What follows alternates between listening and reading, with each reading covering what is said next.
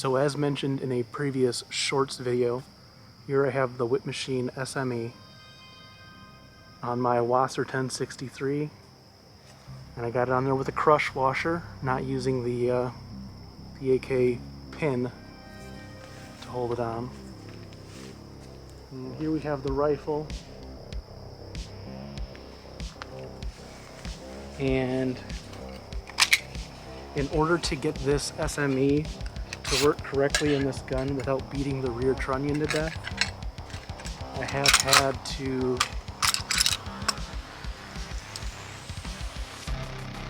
put in this K&S piston, and you can see I've got it about halfway open. I don't know if you can see that or not. About halfway open. So I've had to take a lot of gas out of this to get this to not beat the gun to death when you fire it.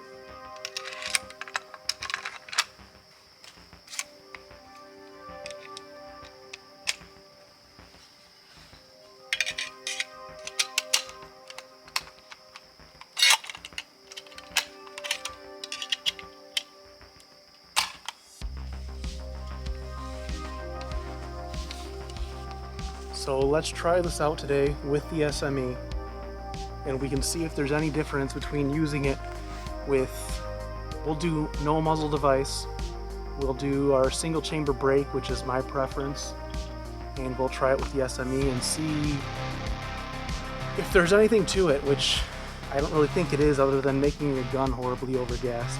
So right now this piston is tuned to the SME with a lot of the gas just not even going into the piston. So this will cycle correctly, and if not, we'll adjust it. I've got it adjusted for Red Army Standard right now, and I think I'm going to end up putting Ignin through it. So we'll see what happens. So here we have our Wasser with our YouTube Standard 5-round magazine. This is clearly a 5-round magazine. So I'm complying with the 2025 YouTube rules. Let's load one up and see what it sounds like with the SME. I'm not shooting at anything particular, just a pile of dirt, so nothing to see downrange.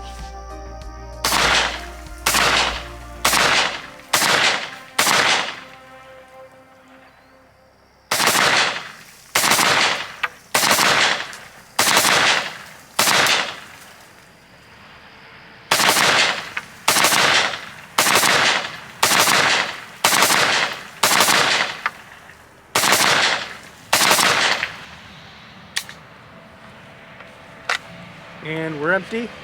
If that seemed like more than 5 rounds, it's because I was reloading and I just edited it out. Alright, so here we have it with no muzzle device. We're gonna try this and see what this sounds like. And we'll see if it still cycles, because I have not adjusted the gas system. So no muzzle device.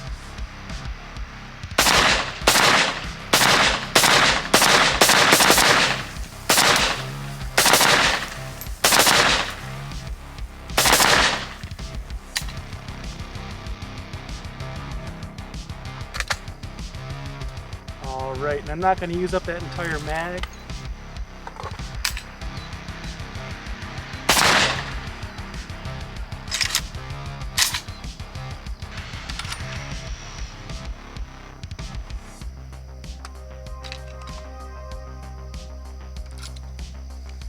Alright, now we've got our single chamber brake on here.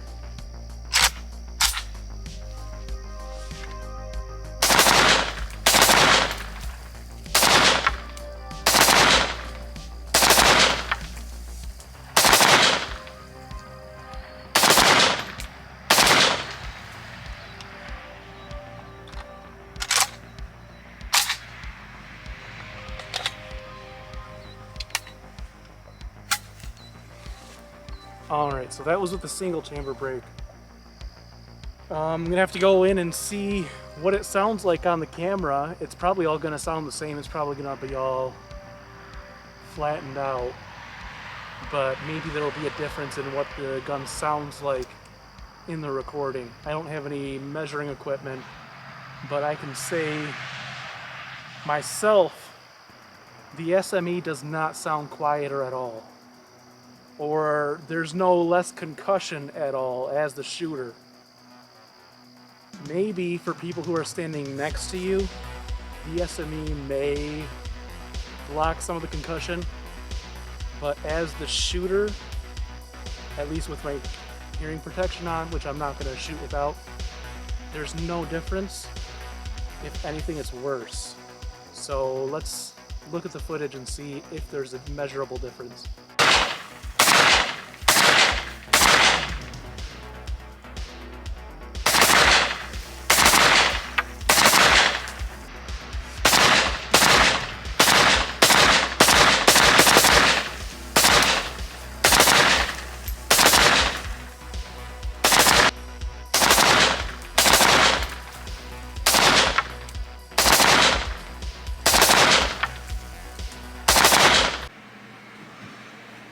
So as far as this thing goes, I think you're better off just spending the $200 and just committing on getting a tax stamp.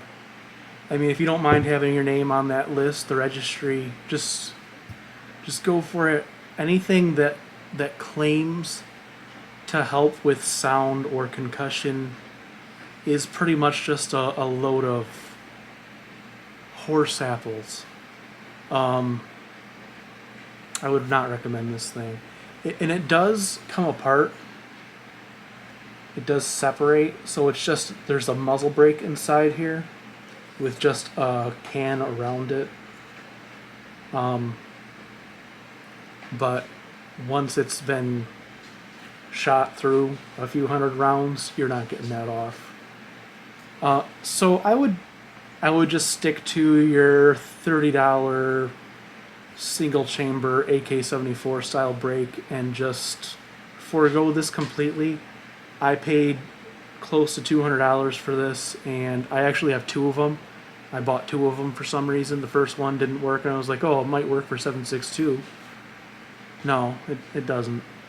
So now I'm stuck with two of them, one in 7.62 and one in 223, which is the one I bought originally. I would just stay away from them. There's no reason to get it.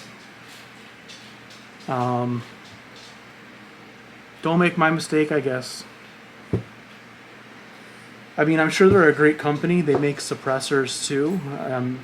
I'm sure their suppressors are pretty great. This thing is heavy, and it just doesn't seem to do anything. So it's a little disappointing. But that's all I've got for today, and I hope it was at least helpful for you. Thanks.